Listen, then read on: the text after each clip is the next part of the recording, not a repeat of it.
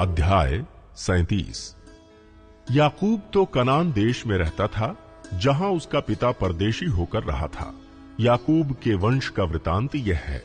यूसुफ 17 वर्ष का होकर अपने भाइयों के संग भेड़ बकरियों को चराता था, और वह लड़का अपनी पिता की पत्नी बिलहा और जिल्पा के पुत्रों के संग रहा करता था, और उनकी बुराइयों का समाचार अपने पिता के पास पहुंचाया करता था। इस्राएल अपने सब पुत्रों से बढ़ के यूसुफ से प्रीत रखता था, क्योंकि वो उसके बुढ़ापे का पुत्र था, और उसने उसके लिए एक रंग बिरंगा अंगरखा बनवाया। परंतु जब उसके भाइयों ने देखा कि हमारा पिता हम सब भाइयों से अधिक उसी से प्रीति रखता है, तब वे उससे बैर करने लगे और उसके साथ ठीक से बात भी नहीं करते थे। यूसुफ ने एक स्वप्न देखा और अपने भाइयों से उसका वर्णन किया। तब वे उससे और भी द्वेष करने लगे। उसने उनसे कहा, जो स्वप्न मैंने देखा है उसे सुनो। हम लोग खेत में पूले बांध रहे हैं, और क्या देखता हूं कि मेरा पूला उठकर सीधा खड़ा हो गया। तब तुम्हारे पूलों ने मेरे पूले को चारों तरफ से घेर लिया और उसे दंडवत किया। तब उसके भाइयों ने उससे कहा, क्या सचमुच तू हमारे ऊपर राज्य करेगा, या क्या सचमुच तू हम पर प्रभुता करेगा? इसलिए वे उसके स्वप्नों और उसकी बातों के कारण उससे और भी अधिक बैर करने लगे। फिर उसने एक और स्वप्न देखा और अपने भाइयों से उसका भी यूं वर्णन किया। सुनो, मैंने एक और स्वप्न देखा है कि सूर्य और चंद्रमा और 11 तारे मुझे दंडवत कर रहे हैं। इस स्वप्न का उसने अपने पिता और भाइयों से वर्णन किया। तब उसके पिता ने उसको डांट कर कहा, यह कैसा स्वप्न है जो तूने देखा है? क्या सचमुच मैं और तेरी माता और तेरे भाई सब जाकर तेरे आगे भूमि पर गिर के दंडवत करेंगे? उसके भाई उससे डाह करते थे, पर उसके पिता ने उसके उस वचन को स्मरण रखा। उसके भाई अपने पिता की भेड़ बकरियों को चराने के लिए शकेम को गए। तब इस्राएल ने यूसुफ से कहा, तेरे भाई शकेम ही में भेड़ बकरी चरा रहे होंगे, इसलिए जा, मैं तुझे उनके पास भेजता हूं। उसने उससे कहा, जो आज्ञा, मैं हाजिर हूं। उसने उससे कहा, जा, अपने भाइयों और भेड़ बकरियों का हाल देखा कि वे कुशल से तो हैं, फिर मेरे पास समाचार ले आ।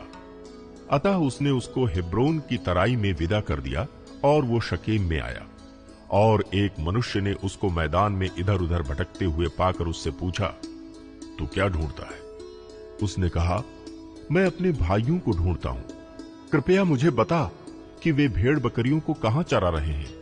उस मनुष्य ने कहा, वे यहां से चले गए हैं, और मैंने उनको ये कहते सुना, आओ हम दोतान को चलें।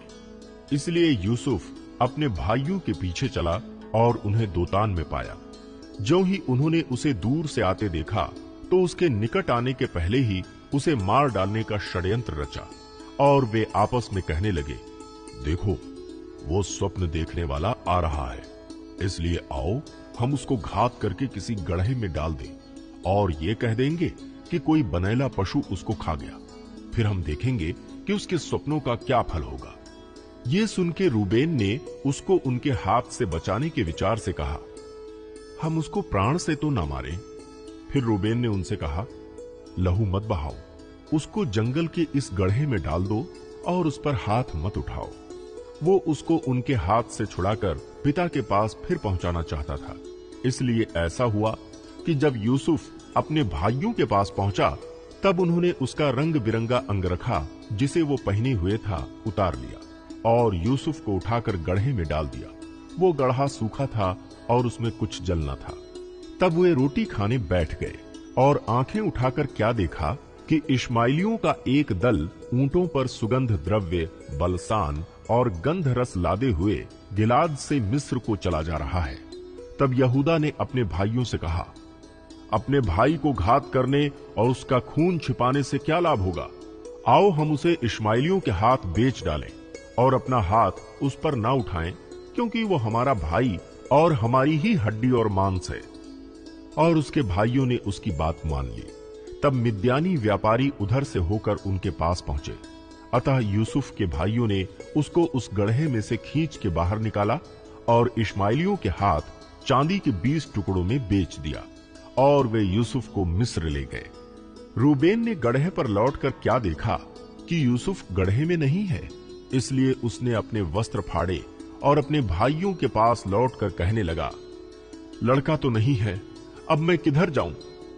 तब उन्होंने यूसुफ का अंगरखा लिया और एक बकरे को मार के उसके लहू में उसे डुबा दिया, और उन्होंने उस रंग बिरंगे अंगरखे को अपने पिता के पास भेजकर कहला दिया कि ये हमको मिला है, अतः देखकर पहचान ले कि ये तेरे पुत्र का अंगरखा है कि नहीं।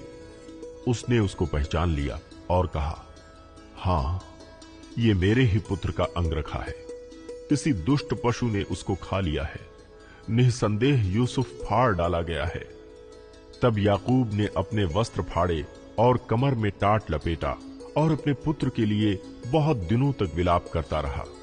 उसके सब बेटे बेटियों ने उसको शांति देने का प्रयत्न किया, पर उसको शांति न मिली, और वो यही कहता रहा, मैं तो विलाप करता हुआ अपने पुत्र के पास अधोलोक में उतर जाऊंगा। इस प्रकार उसका पिता उसके लिए रोता ही रहा। इस बीच मिद्यानियों ने यूसुफ को मिस्र में ले जाकर पोतीपर नामक फिरौन के एक हाकिम और अंगरक्षकों के प्रधान के हाथ बेच डाला।